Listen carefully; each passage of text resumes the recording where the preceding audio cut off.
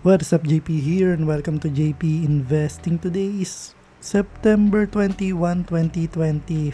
Meron ba ditong mga pumunta sa protesta o dun sa rally sa Luneta or kung saan man, no? So, ingat kayo sa mga pumunta o pupunta pa lang dun sa pagprotesta, no? Keep in mind na number one priority natin is yung safety, no? So, ayun lang. And we are now looking sa graph ng PSEI and sobrang saya natin dahil kahit papano is nagba-bounce back na ng ilang araw na to. Apat na araw na yung index natin. So masaya nasa 6200 na ulit tayo. So without further ado, punta na tayo dun sa ating Excel file. So isang mabilis lang to na update. So ayan, nandito na tayo sa ating Excel file and we are now here and week number 100, grabe. 100 weeks na tayo nag-i-invest. Tama ba? Tama. So, this consists of September 15, 2025 hanggang September 19, 2025 which is nung Friday. So, linggo kasi ngayon Money invested is wala pa rin dahil meron pa tayong utang na 12,500, no? So, most likely na ito, gitna na ng October tayo makakapag-cash in.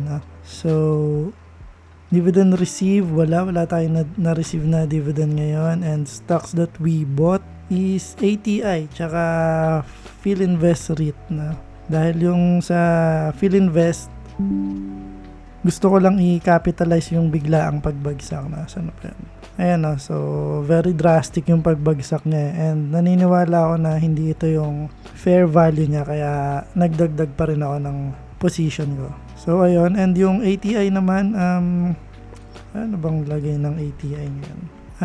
Nga pala, dahil naka-reach na ng additional 10% simula nung huli kong bili kaya nagdagdag na ako. So sumipa rin to yung ATI, sumipa rin yung presyo niya. And stock that we sold is top. Sadly, na-reach niya na yung na-reach niya na yung negative 10%, no? Kaya nabenta na natin siya. Although, tingnan natin.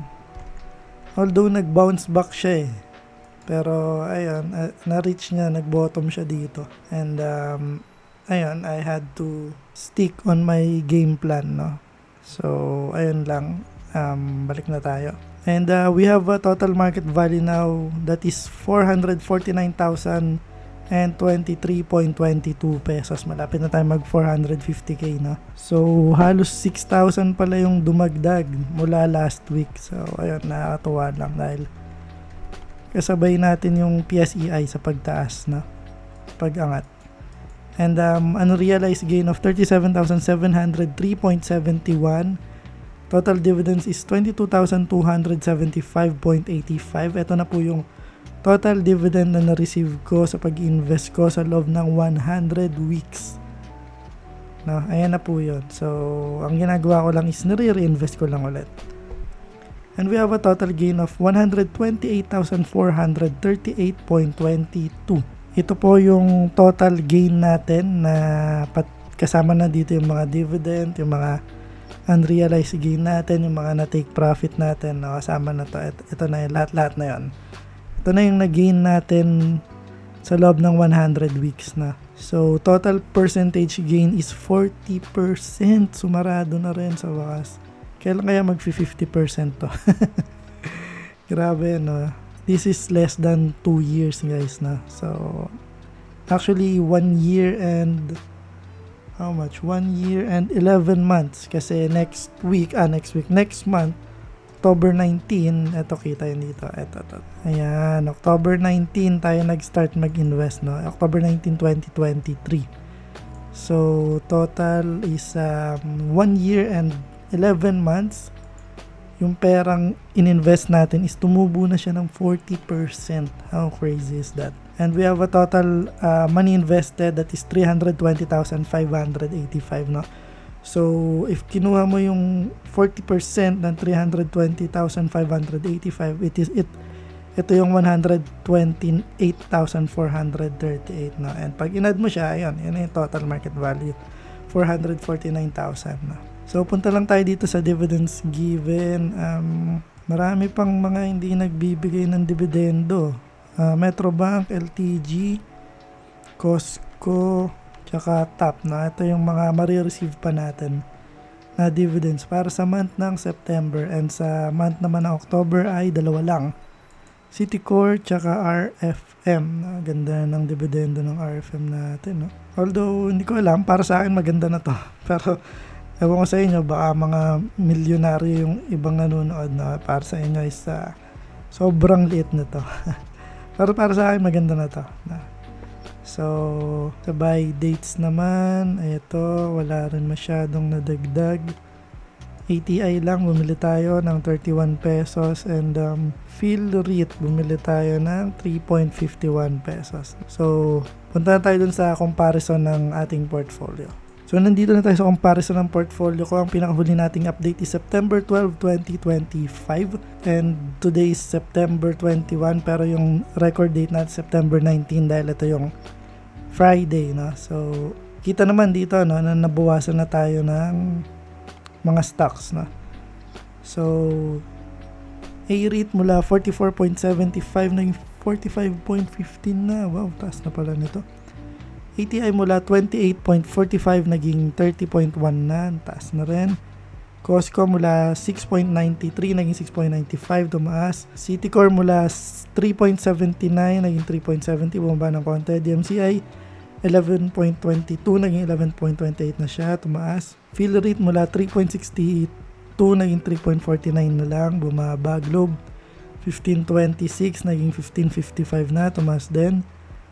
Keeper mula 2.54 naging 2.54 pa rin.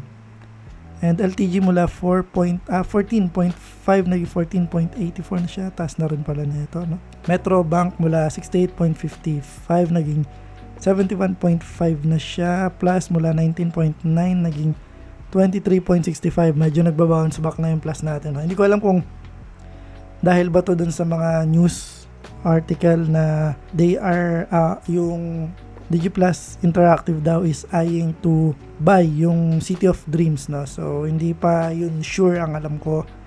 Baka speculations lang, pero hindi natin alam, no? Baka yun yung feeling ko, yun yung reason kaya tumataas na ulit yung DigiPlus, or ewan ko lang, kasi I believe hindi ito yung fair value niya, no? So sobrang undervalued pa nito ngayon. Nasaan na ba tayo? Mega World mula 2.07 naging 2.06, bumaba pala ng konti. And RFM mula 4.28 naging 4.39 na. Tumaas to dahil dun sa, ewan ko, dahil malapit na magbigay ng dividend or kaka-declare lang ng dividend, di ko sure. So, SEC mula 35.1 naging 35.05 na lang siya. Mula total market value of 443,655.3 naging 449,023.21 pesos. So, ayun lamang para sa video na to. Maraming salamat sa mga patuloy na nanonood at sumusuporta. Kung hindi ka pa nakasubscribe, inaanyayahan kitang mag-subscribe and subaybayan itong investing journey ko hanggang sa, ewan ko. Hindi ko rin alam kung hanggang saan ko itutuloy ito. Pero, ayun, gusto ko lang na ipakita sa inyo, no, na kahit na simpleng mamamayan lang tayo, kaya natin maging successful sa larangan ng investment, no? So, hindi lang para sa mga mayayaman to, tayo ring mga mahihirap, pwede rin tayong maging successful dito, no? So, ayun lamang, maraming salamat. Hanggang sa muli, paalam.